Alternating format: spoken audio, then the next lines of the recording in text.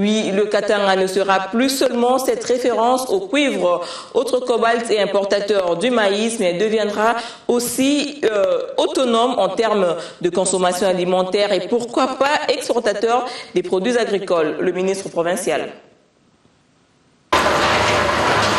La République démocratique du Congo regorge des potentialités agricoles importantes capables de booster l'économie nationale. Un support économique fondamental qui a retenu l'attention des discussions entre le Premier ministre Augustin Matata Ponyo et le ministre provincial en charge de l'agriculture, pêche et élevage du Katanga. Nous avons eu la première campagne de 2012-2013 et cette fois-ci nous sommes dans la campagne 2013-2014.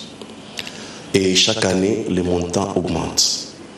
Et la chose qu'il faut retenir, c'est que dans la première année 2012-2013, les fonds avaient été disponibilisés totalement. Et donc personne ne pouvait se plaindre de n'avoir pas eu les moyens pour cette campagne. Reposant sur un modèle moderne et capable d'améliorer le social de la population. Et aujourd'hui, l'ambition de la province du Katanga est de pouvoir justement arriver à se transformer de la province minière en province agricole. L'impact est visible dans l'agriculture, dans les secteurs où nous sommes, l'impact est très visible, ainsi que dans les autres secteurs. Le défi que se fixe ce ministère provincial est entre autres la transformation de ces provinces minières en provinces agricoles. Était également inscrit dans l'agenda d'Augustin Matata Ponyo la rencontre avec les participants à la conférence panafricaine sur l'émergence du continent et la transformation qui s'est achevée hier à Kinshasa. L'Afrique reste de plus en plus convoitée par des investisseurs au regard des potentialités dont il détient. Situation qui a poussé les pays africains à cogiter sur son émergence et sa transformation en vue de relever les défis illustrés par un contraste au regard du vécu quotidien de la population. C'est dans cette optique que la délégation des participants à la première conférence panafricaine de pouvoir échanger avec le Premier ministre congolais Augustin Matata Ponyo. Nous pensons que nous sommes tous enrichis de ces échanges. Au niveau du Congo comme au niveau de la plupart de nos pays, il nous sera plus facile de mettre en œuvre cette vision, cet engagement à réunir les conditions pour l'émergence de nos pays et de notre continent. Et donc à ce jour, l'émergence de l'Afrique reste une préoccupation pour tout pays africain. Nous avons eu à bénéficier de l'introduction de personnalités de niveau international et nous sommes convaincus que cela va nous aider dans le cadre de la conduite des affaires au niveau de nos différents pays, au niveau de différentes institutions. Nous nous félicitons une fois de plus de la situation positive, du fait que la République démocratique du Congo est en train de revenir progressivement et en bien sur la scène africaine. Espérons que ces discussions pour l'émergence et la transformation du continent africain déboucheront sur une capitale africaine digne de ce nom. Retour sur la substance même de ces assises de la capitale Kinshasa avec diverses perspectives en matière d'investissement. L'espoir est ainsi permis. Quelle innovation et quelle capacité pour l'émergence économique et sociale de l'Afrique, autant de préoccupations qui ont agrémenté la première conférence panafricaine sur la transformation et l'émergence du continent. Après échange d'expériences, des recommandations pertinentes en ont découlé. Engager au niveau national la conception d'une vision de l'émergence à long terme déclinée en un plan stratégique national. 2. Effectuer un diagnostic stratégique du pays, par exemple, à travers l'analyse causale, afin d'identifier les handicaps structurels qui freinent son émergence. Cependant, la libéralisation du secteur économique, le soutien au privé en vue de la croissance économique et aussi des réformes profondes nécessitent un engagement de taille en vue de relever le défi. Les recommandations pertinentes qui en ont découlé permettront de construire avec patience, de manière courageuse et de façon résolue l'émergence de notre continent pour le plus grand bien de nos populations. J'ai entendu quelques mots forts comme vision, leadership, gouvernance, qualité des politiques, notamment des politiques de réforme, qualité des institutions comme des éléments clés qui doivent fonder notre engagement commun, collectif, vers l'émergence et la transformation de notre continent. Pour une première expérience, les résultats sont convaincants avec des thèmes contextualisés qui ont une fois de plus réveillé la conscience africaine. Puis quelques participants donnent leurs appréciations de ce qu'ont été ces 3 jours de travaux riches en enseignements sur les potentialités économiques de l'Afrique. Nous repartons de Kinshasa avec la conscience qu'il y a des problèmes maintenant à régler par rapport à l'émergence de notre continent et que les problèmes sont en nous-mêmes. Les problèmes sont en nous-mêmes, les solutions ne peuvent pas être ailleurs. Du continent. Et les problèmes sont presque similaires. Il faut la gouvernance, améliorer la gouvernance politique, la gouvernance économique, la gouvernance sociale et surtout mettre l'accent sur l'homme, l'acteur de cette gouvernance-là. J'ai d'ailleurs proposé à ce que la prochaine rencontre puisse se faire dans un milieu rural, dans un autre pays, parce que certainement que ça ne va pas avoir lieu au niveau de la RDC, mais si ça se passe au Mali, à Brazzaville et en Côte d'Ivoire, que ça se passe dans un milieu rural, à ce moment-là, les participants vont vivre la réalité. Quant au ministre du Genre, Famille et Enfants, elle a pris récemment part à un forum à Londres consacré à la lutte contre les violences sexuelles, les assises qui ont débouché sur des recommandations susceptibles d'enrayer ces travers. Éradiquer les violences faites aux femmes et aux filles en situation d'urgence en République démocratique du Congo, la question préoccupe tant le gouvernement congolais que la communauté internationale. L'organisation d'une conférence à Londres, capitale de la Grande-Bretagne, sur ces sujets en est une illustration palpable de la volonté des décideurs internationaux à mettre fin à ce phénomène.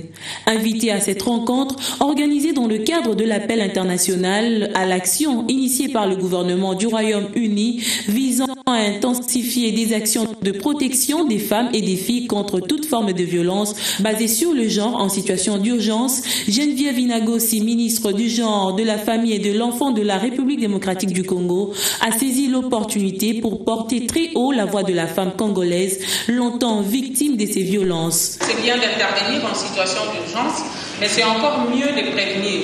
Et pour prévenir ces cas de violences liées au conflit, je pense qu'il faut consolider la paix et la sécurité. Le président de la République démocratique du Congo, Joseph Kabila, venait d'annoncer une décision de nommer un représentant spécial sur les questions des violences sexuelles.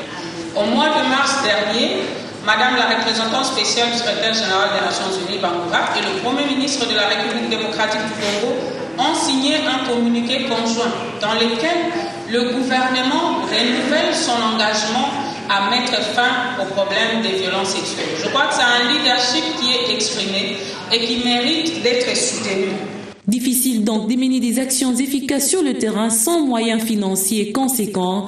Grâce au plaidoyer de la ministre du Genre, la Grande-Bretagne a annoncé 9 millions de livres sterling supplémentaires pour appuyer les projets des violences sexuelles en République démocratique du Congo.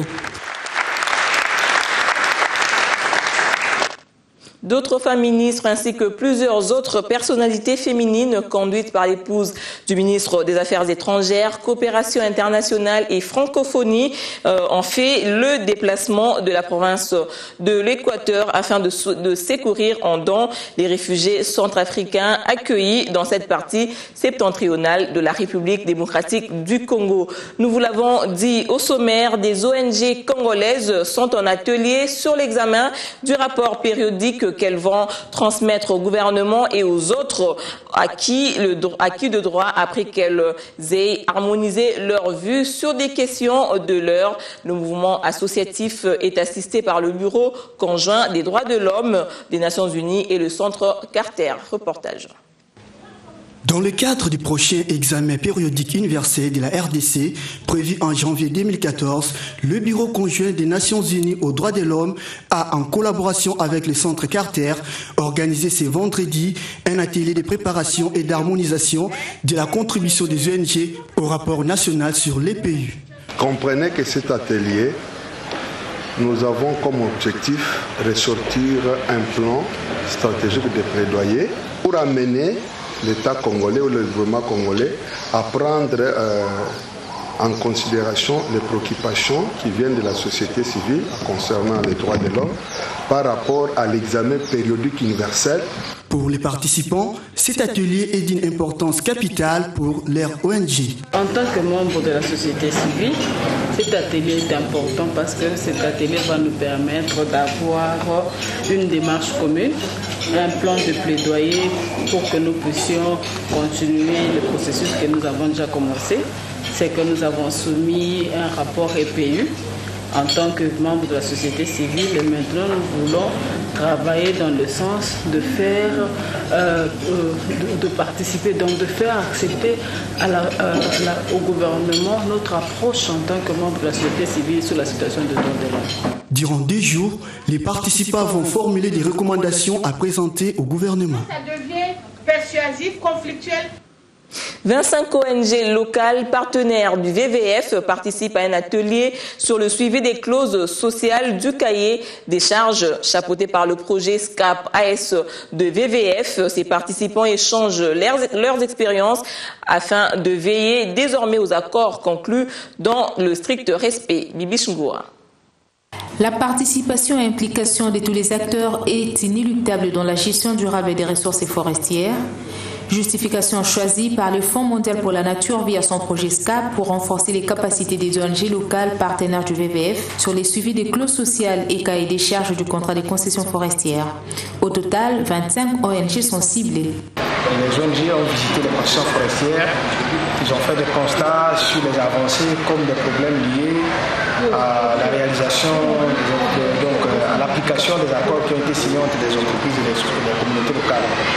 Et en plus, on devait vérifier, on devait s'accorder sur la méthodologie à réaliser ce suivi de clauses sociales entre le VVF, le consortium Régis et la société civile. La gestion durable des ressources forestières est caractérisée par une gestion participative et une rupture avec l'héritage du passé, illustrée par une faible gouvernance. La rencontre se veut donc partager les expériences des terrains des différentes missions de 2013 en vue des accords dans le strict respect pour des solutions idoines. On veut savoir le fonctionnement des comités locaux de gestion, comment ils fonctionnent. On veut savoir si les entreprises ont versé les 10% exigés lorsqu'on a signé les accords. On veut savoir si les déclarations trimestrielles, les entreprises ont effectivement fait les déclarations trimestrielles. On veut savoir si, au-delà des 10% qu'on a exigé au départ, si les entreprises respectent leurs engagements, si les entreprises ont versé par la suite les fonds qui est prévu dans ces accords. On veut savoir si les comités locaux de gestion sont transparents. On veut savoir si les comités locaux de suivi sont aussi transparents et qui font réellement leur travail. Au-delà de la remise à niveau, cet atelier permet aussi d'harmoniser la méthodologie de travail des collectes des données en vue des résultats escomptés. La presse à travers les lignes, le syndrome de l'amnistie générale annoncé par la hiérarchie des FRDC choque le phare. Cette hiérarchie vient de lancer un pressant appel à la reddition aux éléments des groupes armés opérant dans les provinces du Nord Kivu et du Katanga, assortie d'une offre d'intégration pour des nouvelles unités et de réintégration pour les déserteurs. Les portes restent ouvertes à tous ceux qui désirent servir sous le drapeau. L'exercice de blanchiment des auteurs des crimes de guerre et crimes contre l'humanité sociétaire des groupes armés nationaux passe mal aux yeux de l'opinion public.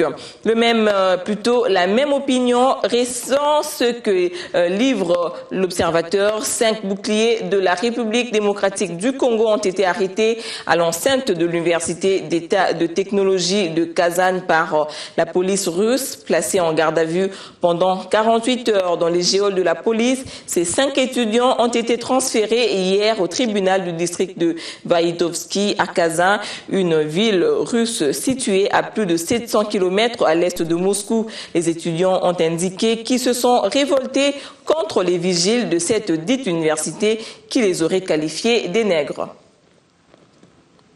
On parle sport à présent. Entente provinciale de football de Kinshasa, Nzaki Mwena de Delvaux a battu hier au stade Père Raphaël de la Queutule. Système sur la note de 3-1 en match de la 6e journée du championnat qui prend fin aujourd'hui. Des résultats des rencontres de cet après-midi dans nos prochaines éditions. Et voilà, c'est la fin de ce journal. Merci de rester branchés sur B1 Télévision.